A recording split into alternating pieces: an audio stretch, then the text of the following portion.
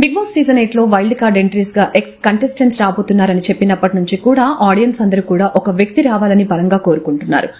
ఇక ఆ వ్యక్తి పేరు కన్నా తను చెప్పిన డైలాగ్ చాలా ఫేమస్. అశ్వత్థామ అంతా కుంజరా, అశ్వత్థామ 2.0. ఈ ముక్క చెప్పగానే మీకు స్ట్రైక్ అయి ఉంటుంది కదా. నేను గౌతమ్ కృష్ణ గురించి మాట్లాడుతున్నానని.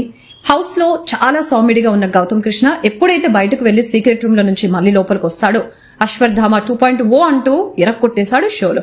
ఇక అలా వచ్చిన గౌతమ్ టాప్ 8 వరకు వెళ్తాడు. గౌతమ్ చాలా సూటిగా మాట్లాడతాడు, సుత్తి లేకుండా మాట్లాడతాడు.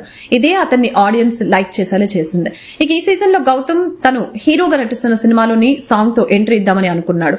కానీ బీబీ టీమ్ ఒప్పుకోకపోవడంతో మార్కండేయ సాంగ్ తో అలాగే పవన్ కళ్యాణ్ డైలాగ్స్ తో పవర్ ప్యాక్డ్ పర్ఫార్మెన్స్ తో స్టేజ్ పైకి ఎంట్రీ ఇస్తాడు. నాగార్జున ఏం అశ్వత్థామ ఈసారి ఏ కాన్సెప్ట్ తో లోపలికి వెళ్తున్నావేంటని నన్ను అడుగుతారు.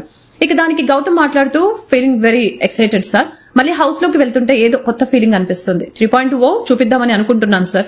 పోయినసారి టాప్ 8 దాకా వెళ్లాను, ఈసారి టాప్ లో ఉండాలని అనుకుంటున్నాను అంటాడు అశ్వత్థామ 3.0. ఇక దాని తర్వాత నాగార్జున ఆల్ ది బెస్ట్ చెప్పి గౌతమ్ ని హౌస్ లోకి పంపిస్తారు.